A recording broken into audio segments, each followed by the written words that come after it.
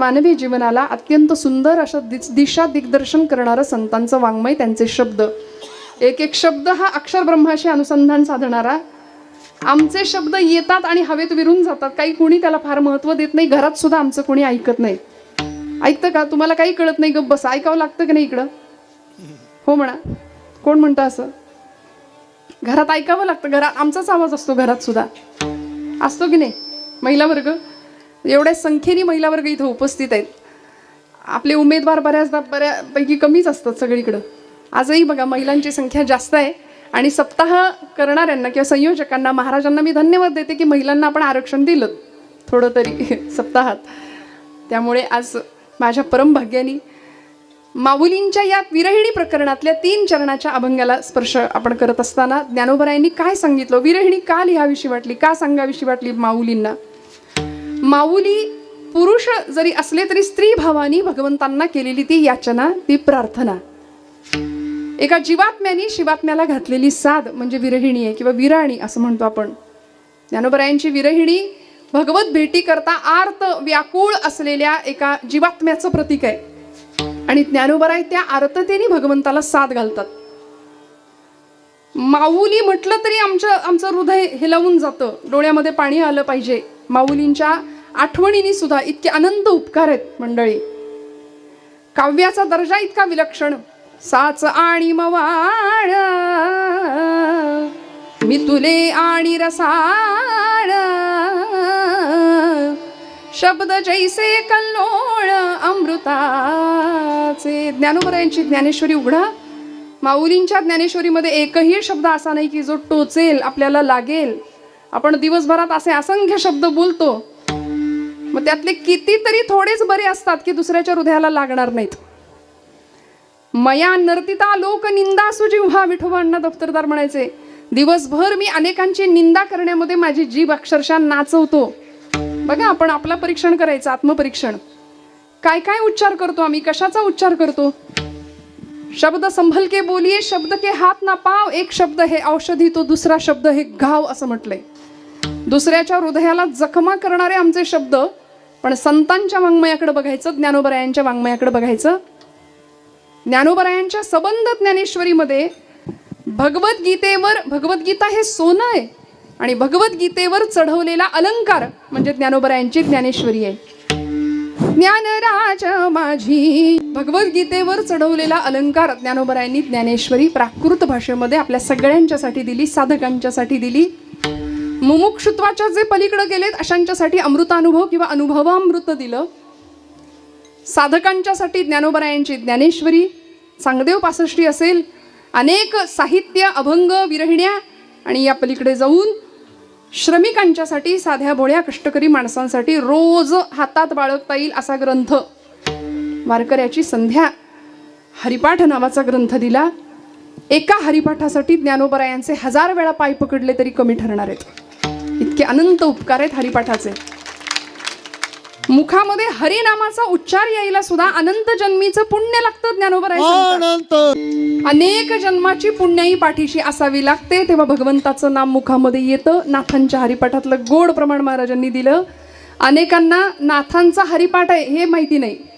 म्हणजे अनेक जण विचारतात की खरंच नाथांचंही हरिपाठ आहे का. अनंत जन्मोनी पुण्य होय असं ज्ञानोबराय सुद्धा सांगतात. रामकृष्ण ज्ञानदेव मनी रामकृष्ण ध्यानी, अनंत जन्मोनी पुण्य होय. सहस्रनाम उच्चारिजे एक वेळ मुखासी यावया. सहस्र जन्म घ्यावे लागतात भगवंताचं नाम एकदा मुखात येण्याकरता. आम्ही भाग्यवान आहे ज्ञानोबरायांची, संतांची, तुकोबरायांची. माऊलींच्या पासून समर्थ रामदास स्वामी असतील आणि ज्ञानोबराय, सगळ्या संतांची तुमच्या माझ्यावर अनंत कृपा आहे, अनंत उपकार आहेत. ज्ञानमूर्ती ज्ञानदेव, भक्तिमूर्ती तुकोबराय, नाममूर्ती नामदेव, शांतीमूर्ती एकनाथ महाराज आणि शक्तिमूर्ती समर्थ रामदास स्वामी. हे पंचप्राण आहेत महाराष्ट्राचे. असं आहे, यातला एक जरी हरवला ना तरी जीवन आणि शरीर कलेवरासारखं होतं. आज आमचं झालंय काय माहिती आहे, कुणी या मार्गाने जातं, कुणी त्या मार्गाने जातं आणि सगळी संभ्रांत अवस्था आहे, गोंधळलेली अवस्था आहे. नेमकं भक्तीचं साधन न सापडल्या कारणाने भ्रमिष्ठासारखी अवस्था झाली. कुणी वारी करतं, कोणी सनातनच्या बैठकीला जातं, कोणी समर्थांच्या बैठकीत बसेल, कोणी दत्त संप्रदायाची उपासना करेल, कोणी स्वाध्याय परिवाराचा परिपाठ आचरण करेल. जो तो ज्याला त्याला जमेल, ज्याला त्याला आवडेल असा विचार प्रणाली तो अंगीकारतो. पण हे विसरून जातो की आपल्याला सगळ्यांना जायचंय एके ठिकाणी. आणि अशी आपल्या पंथामध्ये संप्रदायामध्ये जर अखंड तेढ आपण वाढवत राहिलो, निर्माण होत राहिली, तर आमच्या हिंदू धर्माची शक्ल करायला माणसं तयारच आहेत, बसलेली आहेत. भगवा हटावचे नारे सगळीकडे घुमतायत. बऱ्याच लोकांना भगव्याचा त्रास होतो. हिंदू हा शब्द उच्चारला तरी त्रास होतो. मला असं वाटतं भगवा हटाव मग नंतर बोला, पण रोज सकाळी पूर्व क्षितिजावर भगवा उगवतो. सबंध पूर्व क्षितिज भगव्या रंगाने उजळून निघतं. सूर्यनारायणाचा उदय होण्याच्या आधीच भगवी शलाका सगळी आकाशात पसरलेली असते. तो उगवताना सुद्धा भगवाच रंग असतो आणि मावळताना सुद्धा भगवाच रंग आकाशामध्ये उधळलेला असतो. मला असं वाटतं हिम्मत असेल तर आधी तो भगवा हटवूया आणि मग बाकीच्या गोष्टी करूया, नाही का? मला सांगा, आज आम्ही ज्या संप्रदायाचे पाईक आहोत, ज्या धर्माचे पाईक आहोत, ती धर्म परंपरा आपली सनातन आहे, वैदिक परंपरा आहे. ज्ञानोबरायांनी त्या परंपरेचं अनुसरण केलं. शास्त्राला माऊली असं अनुसंधान दिलं ज्ञानोबरायांनी. पै अहितापासून सोडविती, हित देऊनी वाढविती, नाही गा श्रुती परवती माऊली जगा. माऊली म्हटलो, आई काय करते? आम्ही धर्मशास्त्राला कठोर म्हटलं, पण ज्ञानोबरायांनी धर्म कसा आहे आमचा हे समजावून सांगितलं ज्ञानेश्वरीत. ज्ञानोबराय म्हणाले की आई जशी असते, लेकरू चुकलं तर त्याच्या 2 कानाखाली वाजवेल, पण तेच लेकरू जर आजारी पडलं तर त्याच्या उशा पायथ्याशी बसून राहते, ती आई असते. आणि धर्मशास्त्र आईसारखं आहे. श्रुतीशास्त्रांना ज्ञानोबराय माऊली म्हणतात. किती वैश्विक अंतःकरण आहे बघा, किती सुंदर अंतःकरण आहे माझ्या ज्ञानोबरायांचं. म्हणून म्हटलं, ज्याला कुणी नाही ना, ज्ञानराज माझी अनाथांची माय, असं जर संत सांगतात, तर ज्याला कुणी नाही त्यांनी माऊली म्हणून माऊलींच्या जवळ जावं, समाधीवर माथा टेकवावा. जीवनातलं सगळं समाधान आम्हाला प्राप्त करणारे ज्ञानोबराय. त्यांच्या सबंध वाङ्मयातून प्रत्येकाने हरिपाठाचं आचरण करावं. हरिमुखे म्हणा पुण्याची गणना कोण करी. त्यामुळे असे ज्ञानोबराय सकल संतांमध्ये जे श्रेष्ठ, सगळ्या संतांना मानलं. संत मान्य आहेत, विश्वमान्य आहेत. एवढंच नाही, देव मान्य आहेत ज्ञानोबराय. देवानी सुद्धा प्रेम करावं. माऊलींनी ज्यावेळी समाधीची परवानगी मागावी ना पांडुरंग परमात्म्याकडे, भगवंत आता परवानगी द्या, तेव्हा भगवंतांना सुद्धा भरून आलं होतं. आणि ज्ञानोबरायांच्या समाधीमध्ये माऊलींच्या हाताला, एका हाताला पांडुरंग परमात्म्याने धरावं आणि दुसऱ्या हाताला निवृत्तीनाथांनी धरावं. ज्ञानोबरायांना निरोप देताना देवाचं सुद्धा अंतःकरण गलबलून जावं, इतकं श्रेष्ठ व्यक्तिमत्व. सगळे रडायला लागले तर मुक्ताबाई सांगतात, अरे रडता कशासाठी? रडा त्याच्यासाठी ज्याचं जीवन ध्येय अपूर्ण राहिलंय. माझ्या ज्ञानादादा इतकं सुंदर सुवर्णासारखं जीवन कुणीच नाही जगून दाखवलं. आता विश्वात्मके देवे येणे वाग्यज्ञ तोषावे, तोषोनी मज द्यावे पसाय दाने. असं जगाच्या पाठीवर इतकं उदात्त मागणं कुणीच नाही मागितलं. मागणारा तेवढ्या ताकदीचा आहे, देणारा तेवढ्या ताकदीचा आहे. संतच मागू शकतात मंडळी, परमात्म्याकडे मागणं संतच मागू शकतात. आमच्या समर्थांनी सुद्धा मागणं मागितलं. कल्याण करी रामराया, जनहित विवरी, तळमळ तळमळ होतची आहे, तुझा तुची सावरी, कल्याण करी रामराया. देवा समाजाचं कल्याण देवाकडं मागणारे संत होते. आपण काय म्हणतो?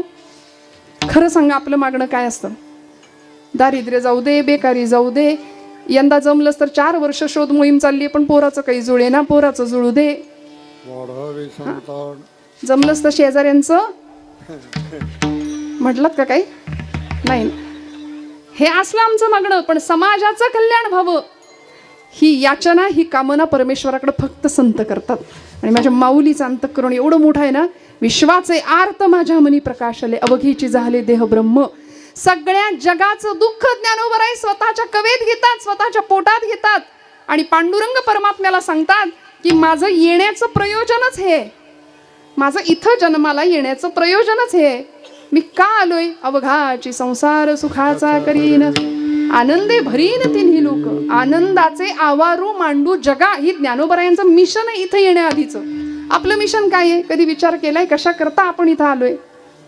नाही पटकन सांगतायत आम्हाला. ज्ञानोबरायांचं ठरलं होतं, मी हे इथं येऊन करणार, सगळं जग आनंदाने भरणार आणि मग जाईन गे माये दया. जन्माला आल्यानंतर माझं जे जे इप्सित साध्य ध्येय आहे ते मी पूर्ण करणार आणि माझ्या पांडुरंग परमात्म्याला, माझ्या आईला जाऊन भेटणार.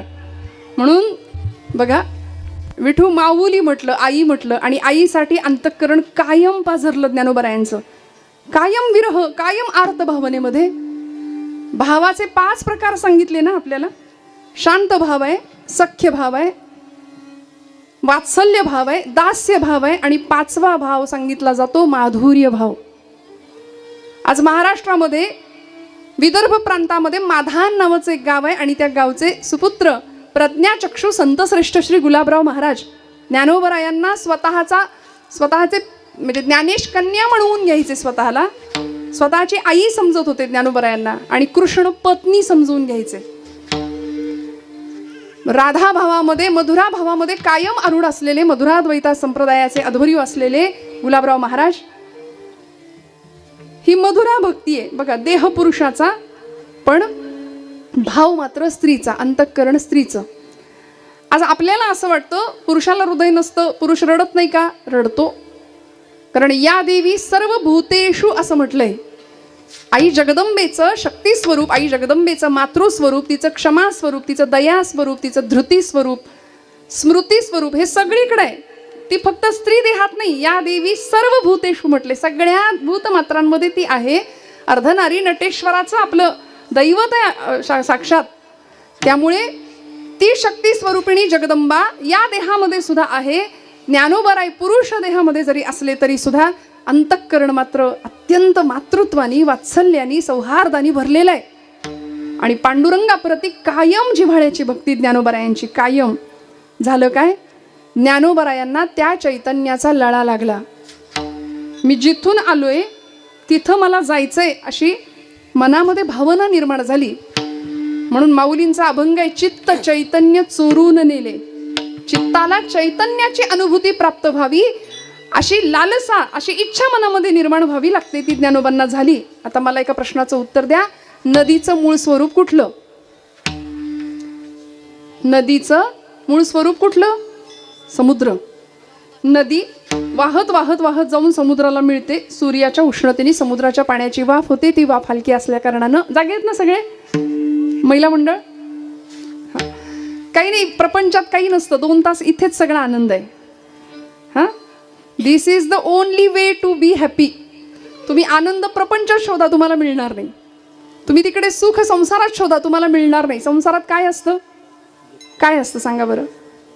हा, सर्व सुखाची आशा जन्म गेला, क्षण एक मुक्ती आपला गेला, विडता दिशा चिर पावला, माया वेशीला जीव माझा, माया वेशीला जीव माझा, माझे सहित गेलती कोणी, हो माझे सहित गेलती कोणी. सगळी सुखाच्या मागे लागलेली आम्ही मंडळी आहे संसारामध्ये. कायम सुखाच्या शोधात आहे. सुख मिळत नाही. स्वानंद सुख निवासी सद्गुरू मामासाहेब दांडेकर म्हणायचे, संसारामध्ये सुख शोधणं म्हणजे मिरच्याच्या बाजारात जायचं आणि म्हणायचं खव्याचे पेढे देता का हो किलोभर. तर मिरच्यांच्या बाजारामध्ये खव्याचे पेढे मिळणार नाहीत. तिथं ठसकाच लागणार आहे आणि तिथं डोळ्यात पाणीच येणार आहे. संसार रडवतोय आम्हाला. मग खरं सांगा, हा आनंद संसारात आहे का? नाहीये. तो आनंद इथं आहे, याच धर्ममंडपामध्ये, याच नामभक्तीमध्ये, नामस्मरण भक्तीमध्ये. संतांनी आयुष्य समर्पित केलं हा आनंद आम्हाला देण्याकरता, की जो स्वतःला अनुभवायला मिळाला. ब्रह्म साम्राज्याचा अनुभव, ब्रह्मानंद, तो ब्रह्मरस संतांनी प्राशन केला. तुम्हाला मला सगळ्यांना मिळावा याकरता संत आले. सेवितो हा रस वाटितो अनेका घ्या रे होऊ नका रानवरी. आम्हाला मिळालं ते आम्ही तुम्हाला द्यायला आलोय. सर्वसामान्य माणसाची ही भूमिका नसते. आपल्याकडे जे आहे ते दुसऱ्याला मिळूच नाही किंवा द्यायचंच नाही. सरकार पाणी अडवा, पाणी जिरवा म्हणतं, आम्ही याची अडवा. खरं आहे की नाही? पटलं की नाही तुम्हाला? आम्ही असंच वागतो. पण संतांचं वर्तन असं नाहीये. अत्यंत आर्तता हृदयामध्ये आहे, अत्यंत करुणा हृदयामध्ये आहे. आणि म्हणून तीच हृदयातली करुणा विरहिणीच्या रूपाने ज्ञानोबरायांच्या मुखातून बाहेर पडते आणि माऊली पांडुरंगाला साथ घालतात अभंगाच्या प्रथम चरणात. नावाचं वाद्य आहे मृदंग, खरं नाव आहे. मृत आहे अंग ज्याचे असा तो मृदंग असं म्हटलंय. निर्जीव चामडा आहे, पण चामड्यातनं असा ध्वनी काढायचा आहे की जो आपल्या हृदयाला आणि त्याहीपेक्षा देवाला डोलायला भाग पाडेल. म्हणून यांच्यासाठी टाळ्या वाजवायच्या, कारण हे एका दिवसाचं नसतं, अनेक वर्षांची तपश्चर्या आहे यामागे. बाकी थापा तर आपण रोज मारतो की नाही?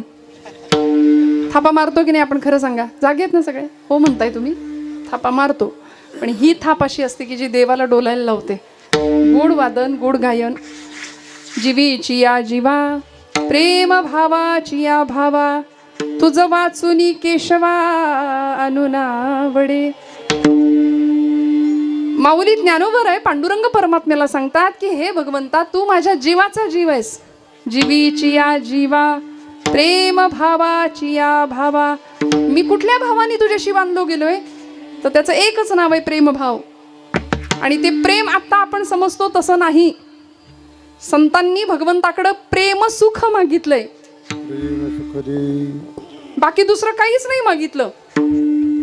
भक्ती प्रेमाविन ज्ञान नको देवा, अभिमान नित्य नवा, तया माझी प्रेम सुख देई, प्रेम सुख देई. काय मागितलं भगवंताकडं? ज्ञानोबराय म्हणतात, भगवंता मी तुझ्याशी प्रेमाने बांधलो गेलोय, तू माझ्या जीवाचा जीव आहेस. भगवंताशी असं नातं जोडावं लागतं. आमचं नातं देवाशी नाही, आमचं प्रपंचाशी असं जोडलं जातं आणि वाट्याला दुःख येतं. खरं सांगा, देवासाठी रडतो का आपण? ज्ञानोबराय रडले नाही रडत. आपण आपल्या संसारासाठी रडतो, आपण प्रपंचासाठी रडतो, सुने मुळे रडतो नाही का, लेकासाठी रडतो, प्रपंचातल्या अन्य कारणांनी प्रपंच संसार आम्हाला रडवतो. आणि संसारी माणसाचं वैशिष्ट्यच हे, दोन संसारी माणसं एकमेकांना भेटली तर ते पहिलं विचारतात, बरं आहे का, कसं काय, बरं आहे का पाहुणं, रावसाहेब काकासाहेब बरं आहे का. मग पुढचं माणूस म्हणतं बरंच म्हणायचं, चाललंय आपलं रडत खडत कसं तरी. आणि मग विचारणाऱ्याला त्याचं हे तोंड बघून फार बरं वाटतं. ज्यांनी विचारले त्याला समोरच्याचा असा चेहरा बघितला की त्याला फार बरं वाटतं. चला म्हणजे आपलंच बिघडलंय असं नाही, सगळ्यांचंच बिघडलंय. ही संसारी माणसाची खूण आहे, यालाच म्हटलंय संसारी माणूस. म्हणून त्यांच्यापासून काही अंतरावर लांब राहायचं. निगेटिव्हिटी फार वाढवतात आपली, नकारात्मक माणसांपासून लांब राहावं म्हणतात बरं का. मग कुठं जायचं, कुणाजवळ बसायचं? ज्ञानोबराय कुणाजवळ गेले हो? जाऊ देवाची या गावा, जाऊ देवाची या गावा, जाऊ देवाची या गावा, जाऊ देवाची या गावा, जाऊ देवाची या गावा, जाऊ देवाची या गावा, जाऊ देवाची या गावा, जाऊ देवाची या गावा. देव देईल विसावा, देव देईल विसावा, देव देईल विसावा, देव देईल विसावा, देव देईल विसावा, देव देईल विसावा. देवा सांगू सुख दुःख, देव निवारील भूक, देव निवारील भूक, देव निवारील भूक. तुका म्हणे आम्ही वाणे, या देवाची लढीवाणे, जाऊ देवाची या गावा. गाव एकच निवडलं संतांनी, देवाचं गाव. विसावा तिथंच मिळणार आहे. क्या बात, वा वा वा.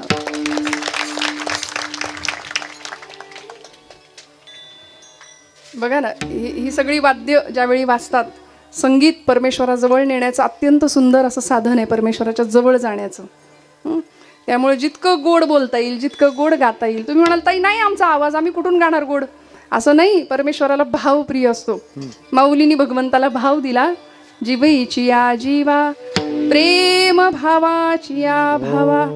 मी तुझ्याशी प्रेम भावाने भगवंता बांधला गेलोय आणि तुम्ही माझ्या जीवाचे जीव आहात. ज्ञानोबराय पांडुरंग परमात्म्याला सांगतात, आपल्या इष्ट आराध्य देवतेला सांगतात, तुझं वाचुनी केशवा अनुनावडे. मला आता दुसरं काहीच आवडत नाही तुझ्याशिवाय. म्हणून म्हटलं आपल्याला देव सोडून सगळं आवडतं. आवडीने भावे हरिनाम घेसी नाथबाबा म्हणतात, तुझी चिंता त्यासी सर्व आहे. आम्हाला भगवंत सोडून सगळं आवडतो.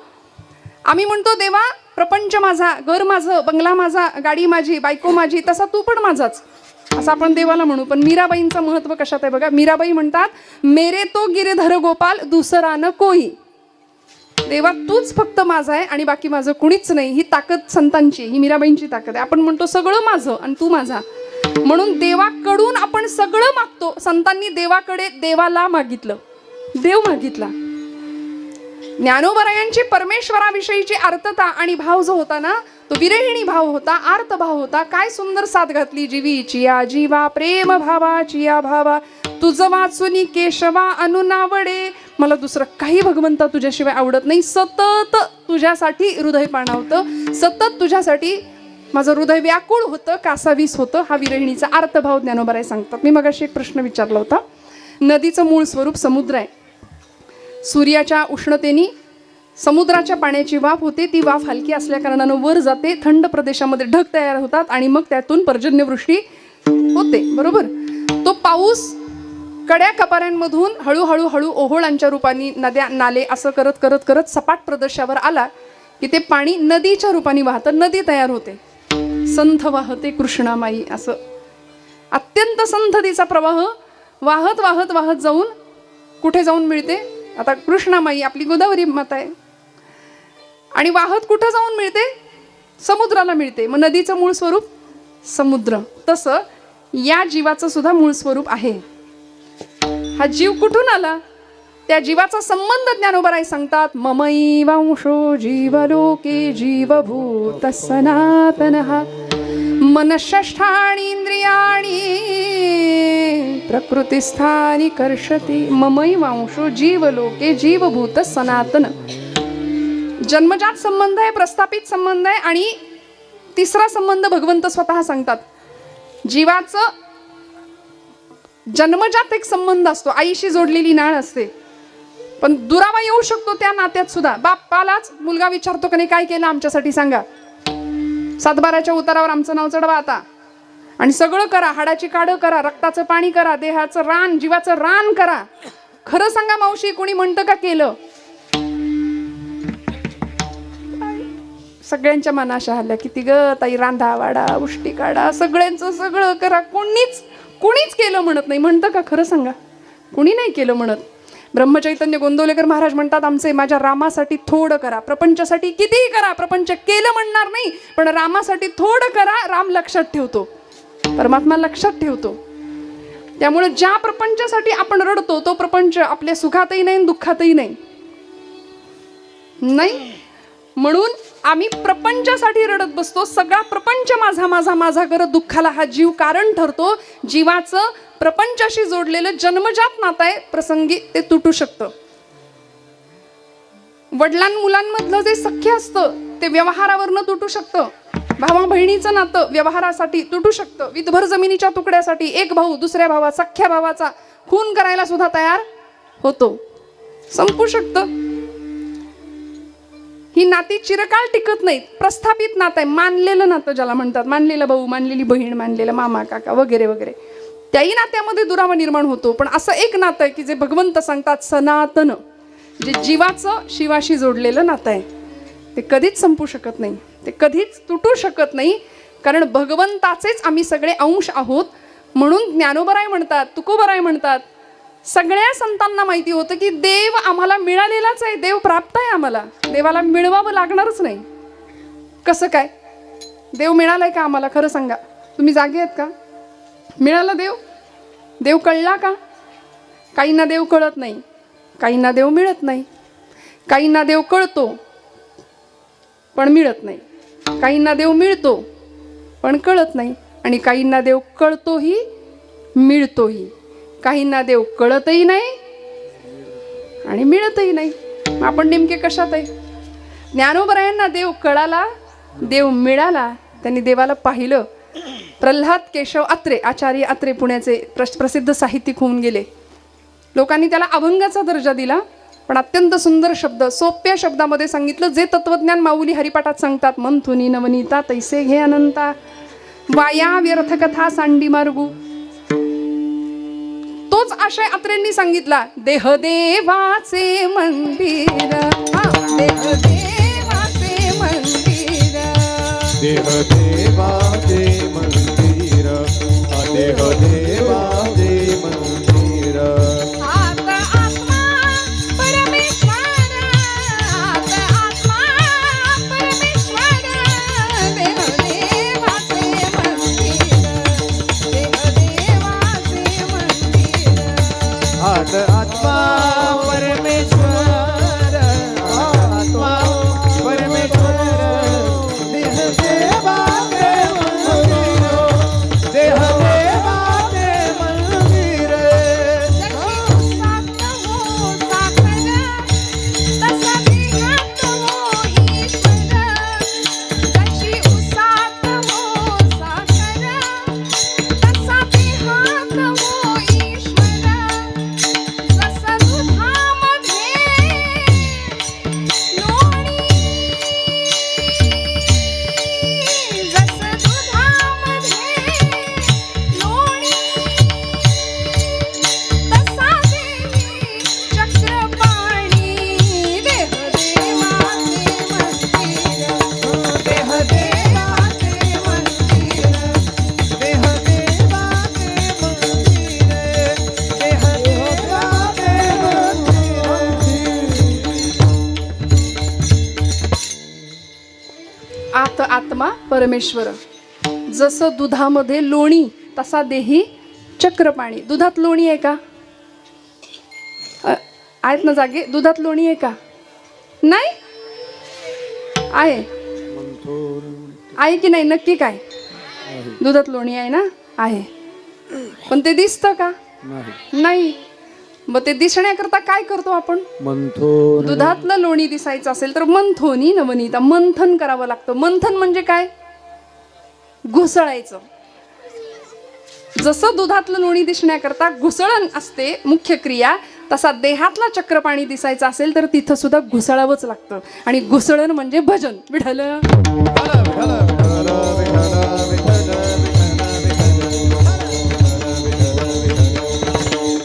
करावं लागेल की नाही भजन? भजनाशिवाय देव कसा भेटेल हो? देहाला भूक लागली तर आपण काय करतो? सांगा ना पटकन. जेवण करून आलत ना सगळे? देहाला भूक लागली तर आपण काय करतो? भोजन. आणि आत्म्याच्या भुकेचं काय? मनाच्या भुकेचं काय? देहाच्या भुकेसाठी भोजन, मनाच्या भुकेसाठी भजन. मग सगळे भजनासाठी आपण असतो, पण काकड्याला सगळे असतात का हो सकाळी? नाही. परमेश्वराच्या भजनामधला आनंद संतांनी घेतला, देवाला आळवलं आणि देव हृदयामध्ये जो होताच मूळचा तो प्रकट केला. देव प्राप्त करायची वस्तू नाही, देव प्राप्त आहे. संतांना माहिती होतं, माऊलींना माहिती आहे देव मला प्राप्तच आहे, कारण मी त्याचाच अंश आहे. निवृत्तीनाथांचा अभंग आहे, आम्ही चकोर हरिचंद्रमा, आम्ही कला तो पौर्णिमा, आम्ही कला तो पौर्णिमा, आम्ही चकोर हरिचंद्रमा. जैसा बाहिजू भीतरी हरी, जैसा बाहिजू भीतरी हरी, बिंबी बिंबला, बिंबी बिंबला एक सूत्रे, आम्ही चकोर हरिचंद्रमा, आम्ही चकोर हरिचंद्रमा, आम्ही चकोर हरिचंद्रमा, आम्ही चकोर हरिचंद्रमा, आम्ही चकोर हरिचंद्रमा, आम्ही चकोर हरिचंद्रमा. त्या चैतन्यनाथाचा किंवा त्या चैतन्याचा या माझ्या चित्ताला लळा लागला, देवा तू माझ्या जीवाचा जीव आहेस, असं माऊली पांडुरंग परमात्म्याला सांगतात. जीवीची या जीवा प्रेम भावाची या भावा. मग तो जीवातला जो जीव आहे ना, तो कसा ओळखायचा? तिथपर्यंत कसं पोहोचायचं? संतांना ते जमलं, तुम्हाला आम्हाला जमत नाही. आम्ही स्वतःचा श्वास सुद्धा नीट ऐकत नाही, स्वतःला आम्ही ओळखत नाही, स्वतःकडे कधी पाहत नाही, आम्ही सगळे बहिर्मुख आहोत. ज्ञानोबरायांनी निर्गुणाची उपासना केली, निर्गुणाच्या माध्यमातून परमात्म्याजवळ पोहोचले आणि आम्हाला सगुण उपासना दिली, साधी सोपी मूर्त रूपाची पूजा करायला सांगितली. समर्थ म्हणाले सगुणाचे नि आधारे निर्गुण पावे जे निर्धारे. संतांनी सगुण पूजा दिली आम्हाला निर्गुण पूजेकडे जाण्याकरता किंवा भक्तीकडे जाण्याकरता. ज्ञानोबरायांनी अवघड उपासना केली, आतल्या जीवाला ओळखलं. तू माझ्या जीवाचा जीव आहेस भगवंता. आता जीवाचा जीव म्हणजे काय? आम्ही ज्यांना जीव लावतो की नाही, आज खूप म्हणतो माझा माझा माझा माझा, उद्या तो माझा राहिलेला नसतो नाही का. जरा कुठे खुट झालं, जरा कुठं मन दुखवलं, जरा काही आपल्याला नको असं वागणूक झाली समोरच्याची की तो माझा, जो माझा काल होता तो माझा राहत नाही. ज्ञानोबराय म्हणतात तुझा माझा संबंध सनातन आहे, जसं तू सांगितलंयस. त्यामुळे तू माझ्या जीवाचा जीव आहेस. आचार्य जगद्गुरु शंकराचार्य, जागे राहा सगळे, आचार्यांनी आपल्या शिष्यांशी संवाद केलेला आहे. आणि शिष्याला आचार्यांनी एक प्रश्न विचारला. म्हणाले किंते ज्योतिर्वदस्वहनिरविरिहमे चंद्रदीपादिरात्रौ स्यादेवो भानुदीपादिक परिकलने किं तव ज्योतिरस्मि चक्षुस्तन्मीलने भवति च किं सुतरां धीर्धिय किं प्रकाशे तत्रैवाहं ततसि परमकं ज्योतिरस्मि प्रभोऽहं. विठ्ठल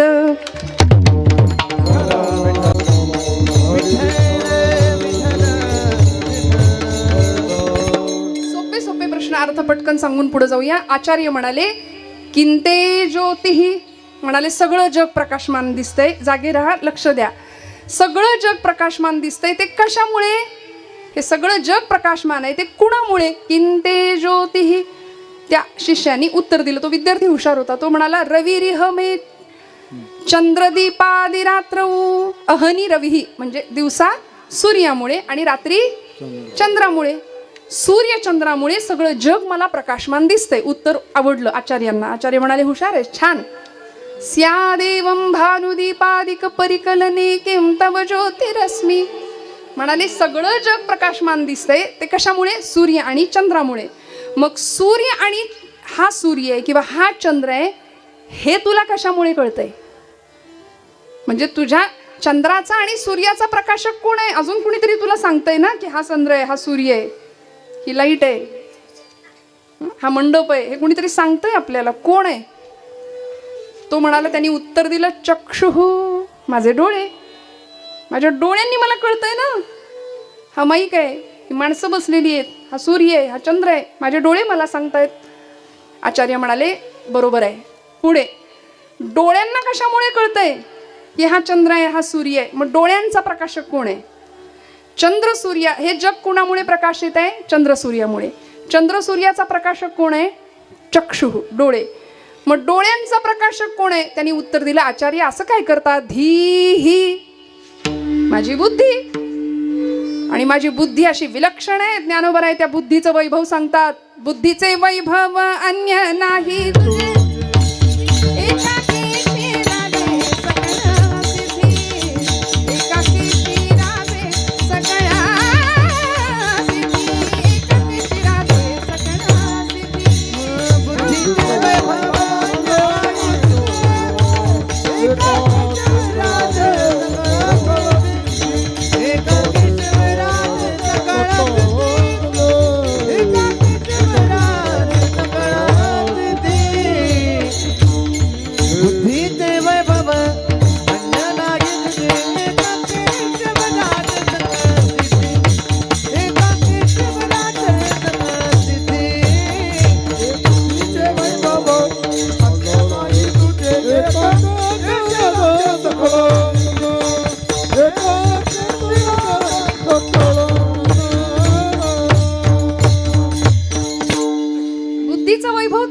सांगतात. पण ती बुद्धी कुठली माहितीये का? जी बुद्धी शरण जाते योग्य ठिकाणी, गुरुतत्वाला, देवाच्या चरणावर, सद्गुरूंच्या चरणावर. शरण न जाणारी बुद्धी वांझोटी असते असं म्हणतात. त्यामुळे ती बुद्धी आम्हाला भगवंताकडे घेऊन नाही जाणार. आचार्यांच्या प्रश्नाला उत्तर दिलं त्या शिष्यानी. म्हणाले आचार्य जगाचा प्रकाशक सूर्यचंद्र, सूर्यचंद्राचा प्रकाशक माझे डोळे आणि माझ्या डोळ्यांचा प्रकाशक माझी बुद्धी. आचार्य म्हणाले छान, पण धीर धिय किम प्रकाशे, तुझ्या बुद्धीचा प्रकाशक कोण आहे? ह्याला अमुक अमुक म्हणतात, हे वाद्य मृदंग आहे, हे माझ्या बुद्धीला कोण सांगतंय? मी याला पेटी म्हणेन, तुम्ही मानाल का? माझ्या बुद्धीचा प्रकाशक कोण आहे तो शिष्य कंटाळला, तो म्हणला आचार्य असं काय करतात, तत्रैव अहम, मीच नाही का, तो मीच आहे. मग आचार्य म्हणाले हा जो मी आहे ना तो तुझ्या जीवातला जीव आहे. हा जो मी आहे की नाही त्याला वेदांताच्या भाषेमध्ये कूटस्थ चैतन्य असं म्हणतात. आणि त्या चैतन्याचा लळा लागला किती हो. पडिले दूर देशी मज आठवे मानसी,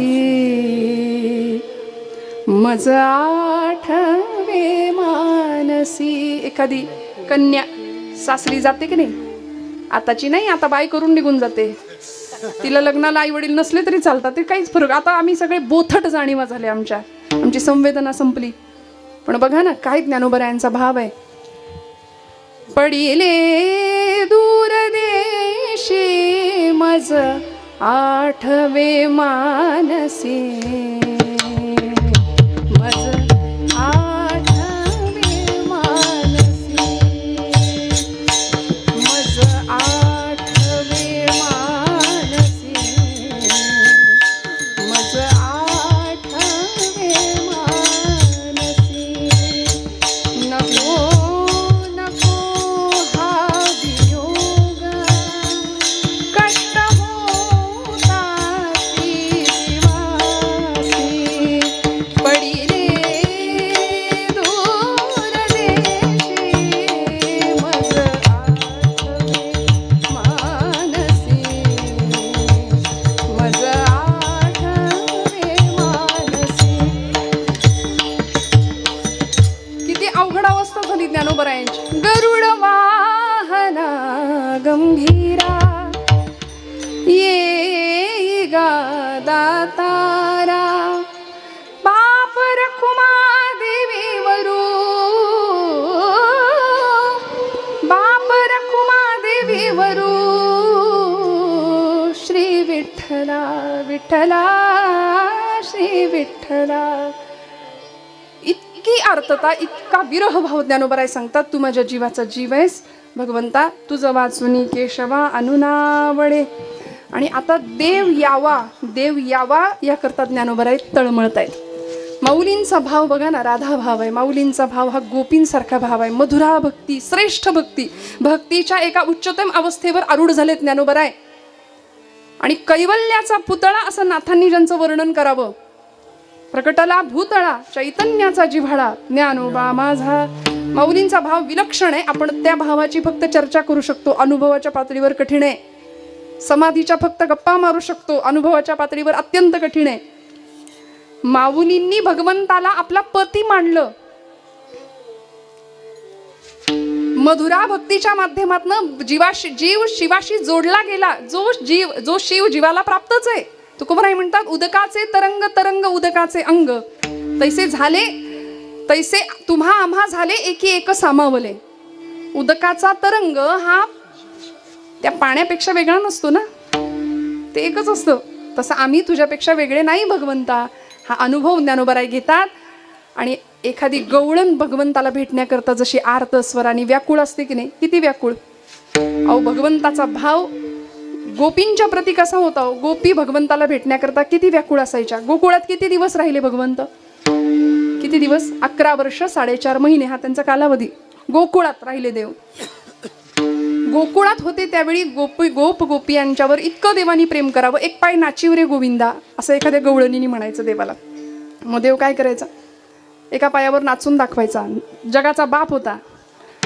मग तुला घोडभर ताक देईन, लोण्याचा एखादा गोळा देईन. ज्याच्या घरात 9 लक्ष गायी, दुधा दह्याचे महापूर, तो घोडभर ताकासाठी आणि लोण्याच्या छोट्या गोळ्यासाठी एका पायावर नाचून दाखवायचा. त्रिभंगी देहुडा ठाण मांडून या माये, कल्पद्रुमा तळी वेणू. असा तो भगवंत गोपींच्यासाठी कायम आसुसलेला, कायम व्याकुळ. आणि गोपी त्याच्यासाठी, त्याच्या भेटीसाठी, मिलनासाठी. बरं, अशी ती त्यांची जीवाशिवाची भेट होती. म्हणून देवांच्या चरित्रामध्ये आपण रास क्रीडा हा एक भाव अनुभवतो, पाहतो. आता भागवत आपण ऐकताय, भागवतामध्ये गोपी गीत आहे. महाराजांच्या मुखातनं अत्यंत सुंदर आपण कथा श्रवण करता आहात. कात्यायनीचं व्रत गोपींनी केलंय भगवंताला प्राप्त करण्याकरता. आणि एवढंच नाही, कदंब वृक्षाखाली शरद पौर्णिमेच्या रात्री देवाबरोबर या गोपींनी रास क्रीडा केली आहे. ऐकून ठेवा.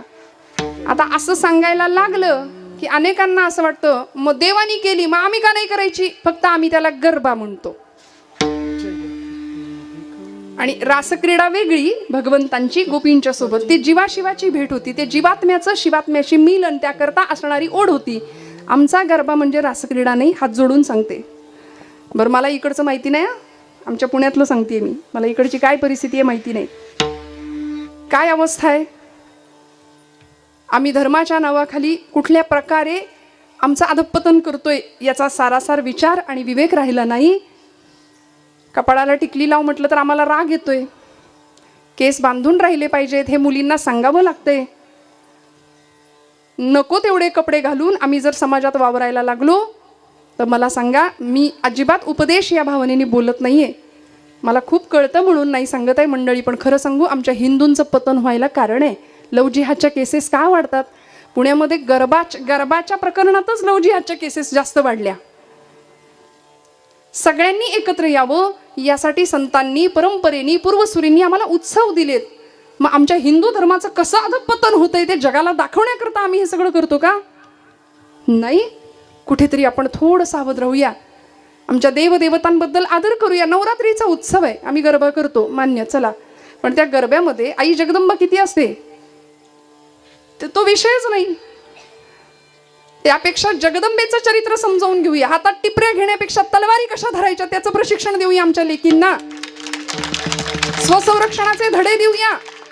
शस्त्र कसं चालवायचं याचं शिक्षण देऊया. अन्यायाच्या राक्षसाची चावली उमऱ्यापर्यंत येऊन पोहोचली तरी आम्ही बेसावध आहोत. इतकी भयान भीषण परिस्थिती, आणि आम्ही जर आता सावध नाही ना झालो, मला माफ करा, तुम्हाला राग येऊ देऊ नका. आमचं ठरलंय, आमचे गुरुजी आम्हाला सांगतात राग येईल असं बोलायचं नाही आणि बोलल्याशिवाय राहायचं नाही. अन्यायाच्या राक्षसाची सावली दारात येते. आमच्या आजूबाजूला घटना घडतायत, समाजातली विकृती वाढतीये. आम्ही जर प्रबळ नाही झालो, आम्ही जर आमच्या लेकरांना धर्मशिक्षण नाही दिलं, हातामध्ये मोबाईल सगळेच घेतात, मोठी माणसं सुद्धा घेतात, पण प्रचंड त्याचा स्क्रीन टायमिंग वाढतोय, स्क्रोलिंग वाढतंय. पूर्वीच्या काळी एक म्हणजे चॅनल हा प्रकार नव्हता, एकच TV, black and white picture त्याच्यावर कायम. इतकी संवेदना होती, इतकं प्रेम होतं आपापसामध्ये की रामायण लागलं रामानंद सागरांचं की घरातली, आपण आठवा जुनी माणसं, ती पिढी आता संपत चालली एक एक करून. ती जुनी पिढी टीव्हीला नमस्कार करायची, टीव्ही समोर उदबत्त्या ओवाळल्या जायच्या, इतका भाव होता. बरं, काही किती प्रतिकूलता हो, घरातलं एक माणूस कायम अँटेन्यावर असायचं. होतं का काही धड? मुंग्या गेल्या का, मुंग्या आल्या का? खरं सांगा, हीच परिस्थिती होती, पण समाधान होतं. मनाची श्रीमंती होती, माणसं गरीब होती पण मनाने प्रचंड श्रीमंत होती. काही कुठल्या प्रतिकूलता आम्हाला आड नाही आली या गोष्टींसाठी. आज आम्हाला सगळं आहे, हातात रिमोट आहे, 250 पेक्षा जास्त चॅनल आहेत त्याच्यामध्ये एका हातात, आणि एक चित्र एका सेकंदापेक्षा जास्त आमचं पोरग बघायला तयार नाही. बुद्धीची चंचलता, मन अस्थिर, बैठक नाही, कुठल्याच प्रकारची उपासना नाही. समर्थ म्हणतात उपासना उपासना, साधकासी सूचना, उपासना उपासना, अखंड उपासना, अखंड नामामध्ये, अखंड ध्यानामध्ये, चांगल्या विचारांमध्ये नाहीये. आणि याचं कारण खरं सांगते, आम्ही जर मोठी माणसं सावध नाही झालो, नाही राहिलो, तर पुढच्या पिढीसमोर अंधकार निर्माण करायला आम्ही कारणीभूत आहोत. येथ वडील जे जे करीती ज्ञानोबराय सांगतात, तया नाम धर्म ठेविती, तेची येर अनुष्ठिती सामान्य सकल. मोठ्या माणसांवर खूप मोठी जबाबदारी असते. नवरात्रीचे फक्त 9 रंग नेसणं म्हणजे नवरात्र उत्सव नाही, किंवा गरबा खेळणं म्हणजे उत्सव नाहीये. बरं, रंगाच्या साड्या नेसायच्या नाही का? नेसायच्या. आम्ही खरं सांगू का, माझ्या महिला वर्गाचं, मी अजिबात कुणाची निंदा नाही करत आहे, पण माझ्या महिला वर्गाचं मला प्रचंड कौतुक आहे, प्रचंड. का विचारा?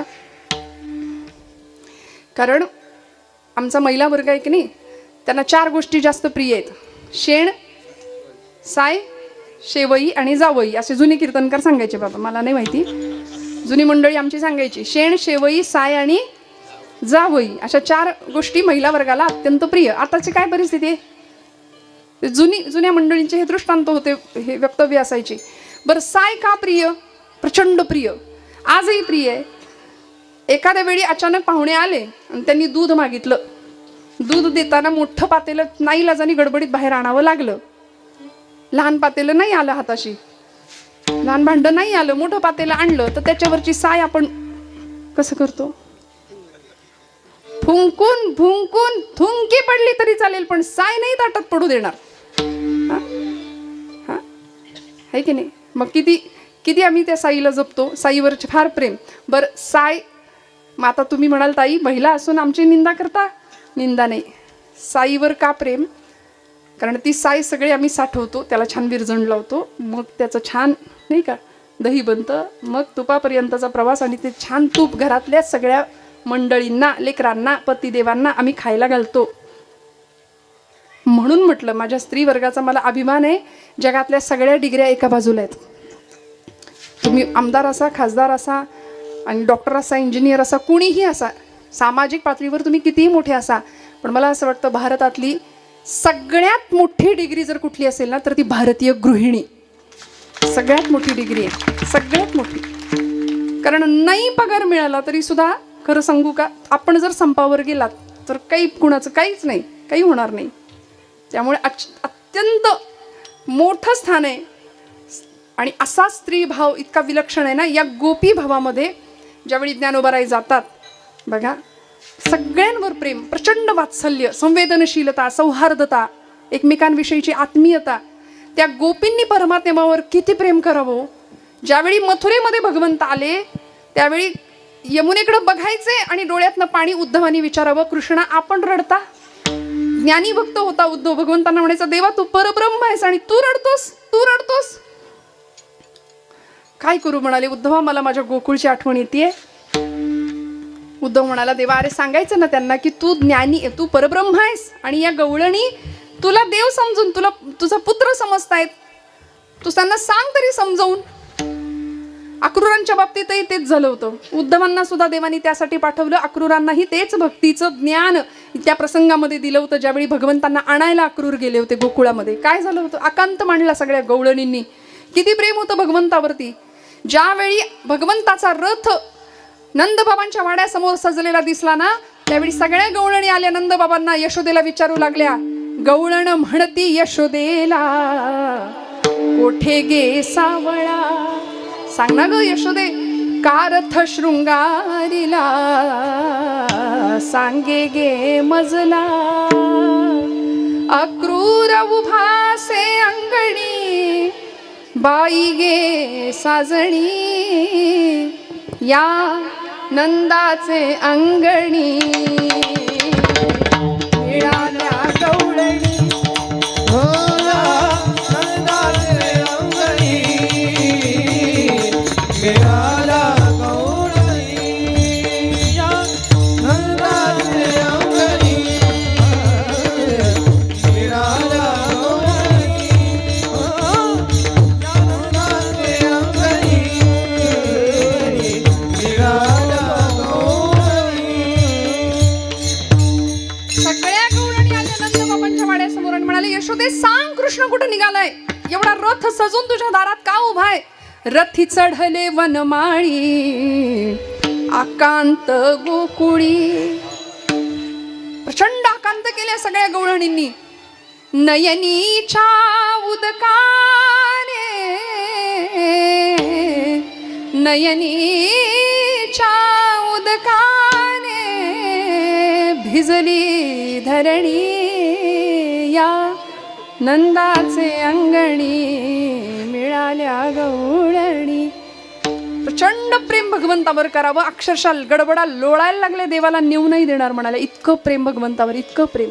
ज्ञानोबाराय म्हणतात तसा तू सुद्धा देवा माझ्या जीवाचा जीव आहेस, जीवीची या जीवा प्रेम भावाची या बावा. तुझं वाचुनी केशवा अनुना वडे विठोबा. रखुमाये विठोबा रखुमाये, विठोबा रखुमाये, विठोबा रखुमाये, विठोबा रखुमाये, विठोबा रखुमाये, विठोबा रखुमाये, भजन करा. विठोबा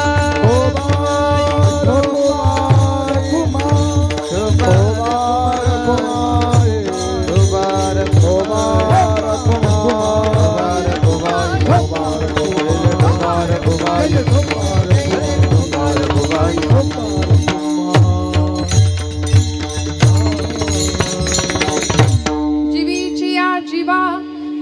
भावाची या भावा तुझ वाचुनी केशवा अनुनावडे जीवे अनुसरलिये अजूनी का नये बेगी आणावा तो सये प्राण माझा. कुणीतरी लवकर त्याला घेऊन या असा निरोप पाठवतात माऊली. पहिलं तोगे काऊ कोकत आहे विरहिणी आपल्या सगळ्यांना माहिती आहे. त्या कावळ्याच्या रूपाने शकून ऐकला माऊलींनी. बघा माऊलींचा शब्द इतका विलक्षण आहे. संबंध महाराष्ट्रामध्ये मराठी भाषेमध्ये कावळ्याला काऊ म्हणतात माऊली. कावळ्याला काऊ म्हणणारं माऊलींचं अंतःकरण आहे. उड उड रे काऊ तुझे सोन्याने मडविन पाऊ. पाहुणे पंढरी राहू घरा काही येते. किती प्रेम करावं बघा. इतकी आर्तता हृदयामध्ये. जगाच्या विश्वात्मक भगवंताकरता जगाच्या कल्याणाकरता मागणारं आर्त हृदय आहे ज्ञानोबरायांचं. बरं या बदल्यात जगाने काय दिलं? प्रचंड हाल अपमान अवहेलना. संन्याशाच्या पोरांनो अरे तुम्ही जगता तरी कशाला? जगण्याचा सुद्धा अधिकार नव्हता समाजामध्ये. इतकी विलक्षण वाईट अवस्था आणि इतका छळ समाजाने करून सुद्धा जे खळांची व्यंकटी संडो इतकं उदात्त मागणं कोण मागतो? म्हणून माझ्या माऊलीचं अंतःकरण किती मोठं आहे, किती मोठं आहे.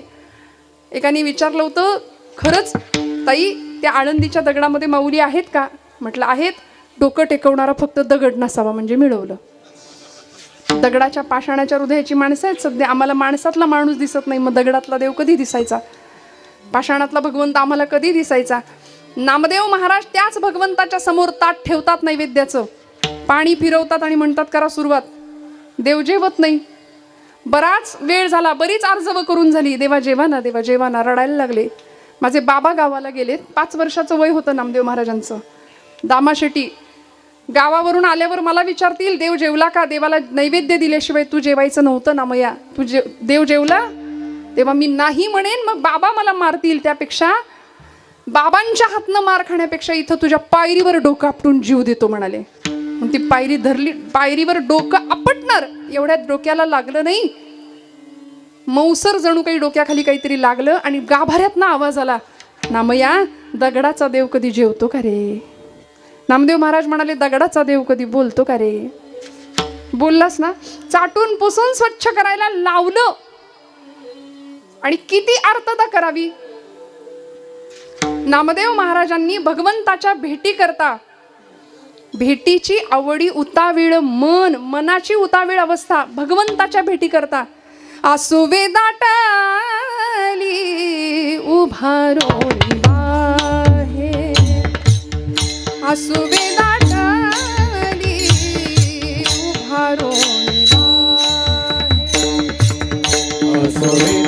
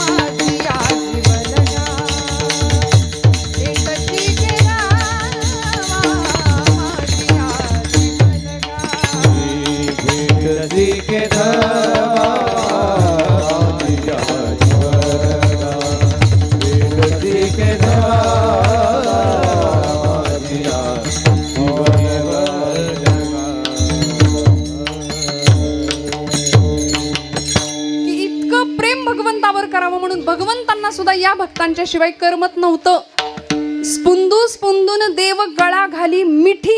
वर्णन आहे नामदेव महाराजांचं की देव रडतात. कुणासाठी? भक्तासाठी. गळ्यात गळे मिठी घालून देव आलिंगन देतात नामदेव महाराजांना. सांगतात आषाढी कार्तिकी विसरू नका मज सांगत असे गुज पांडुरंग. अरे मला विसरू नका रे, तुमच्यासाठी मी इथं उभा आहे. पण आपल्याला देव सोडून सगळं आवडतं की नाही? खरं सांगा. देव सोडून आपल्याला सगळा प्रपंच प्रिय आहे. पण खरं सांगू का, ज्याला आम्ही आपलं म्हणतो ना ते इथं आपलं कुणीच नाहीये. कुणीच नाही. सगळ्यांना सगळं भोगावं लागलं पण इथं व्यवहारामध्ये कुणीच नाही याचा अनुभव सगळ्यांना घेतलाय. सगळ्यांनी घेतलाय. कन्या स्नुषान रूपाची प्रत्यक्ष राम भार्या. कोण होती? जानकी माता. जनक नंदिनी होती. प्रचंड वैभवात वाढलेली कन्या स्नुषान रूपाची प्रत्यक्ष राम भार्या पिचली क्षणाक्षणाला कारुण्यरूपी सीता कामी तिच्यान आले सामर्थ्य राघवांचे प्रत्यक्ष वेळ येता कोणी नसे कुणाचे प्रत्यक्ष वेळ येता कोणी नसे कुणाचे त्यागुनी सूर्यपुत्रा कुंती पुन्हा कुमारी कर्णास अनुज माता सारेच जन्मवैरी कौतुक का करावे त्या रक्तबंधनांचे प्रत्यक्ष वेळ येता कोणी नसे कुणाचे केली द्युतात उभी साक्षात कृष्ण भगिनी द्रौपदीची काय अवस्था होती एकापेक्षा एक रथी महारथी होते तिथे सम्राट पांडवांची रानावनात राणी पती पाच देव बंधू तरी भोग हे तियेचे प्रत्यक्ष वेळ येता कोणी नसे कुणाचे ठेवू नको अपेक्षा असल्या जगाकडूनी निरपेक्ष आचरी तू कर्तव्य प्रेम दोन्ही मग चालू दे सुखाने अवघेरणे जगाचे प्रत्यक्ष वेळ येता कोणी नसे कुणाचे प्रत्यक्ष वेळ येता कोणी नसे कुणाचे ज्ञानोबरायांना का भगवंत आपलासा वाटला कारण माहिती होतं या संसारामध्ये इथे हे सगळं जग मिथ्या आहे आणि खरं काय ब्रह्मसत्यं जगन्मिथ्या याची प्रचिती तुम्हाला मला सुद्धा यावी भगवंताला भेटण्याची आर्त ओढ तुमच्या माझ्या मनात निर्माण व्हावी या आशयासाठी ज्ञानोबराय सांगतात की जीवे अनुसरलिये अजूनी का नये वेगी आणावा तो सये प्राणू माझा ज्ञानेश्वर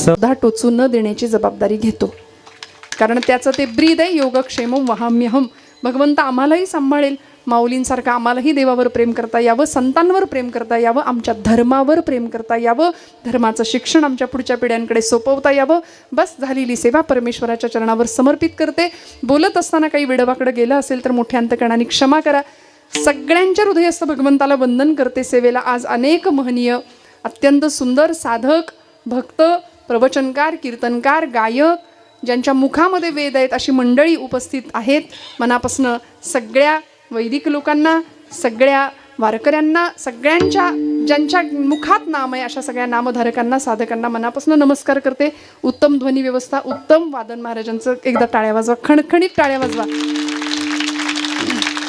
आज आपल्या कीर्तनामध्ये मला वारकरी कीर्तनासाठी पहिल्यांदा व्हायोलिन मिळालं त्यासाठी धन्यवाद खूप छान सांगलीवर आमच्या कथेसाठी खरं तर काकांच्या आलेले हे व्यक्तिमत्व आहे धनंजय दादा गाडगीळ पण गोड अशी साथ व्हायोलिनची आज मला लाभली संवादिनीच्या साथीला असलेले आमचे काका मनापासून त्यांनाही नमस्कार कीर्तनामध्ये आज दिसत नसली तरी सनई सुद्धा संतोष महाराजांची वाजली म्हणून त्यांना सुद्धा छान म्हणजे आज किती मोठी साथ मला मिळाली सगळ्यांच्या चरणारविंदी कृतज्ञतापूर्वक वंदन पुन्हा एकदा परमादरणीय श्रीकांत महाराजांना मनपूर्वक धन्यवाद देते आणि सेवेला विराम देण्यापूर्वी एकदा हात उंचावून खणखणीत भजन करायचं आणि निरोप घ्यायचा तुकाराम तुकाराम तुका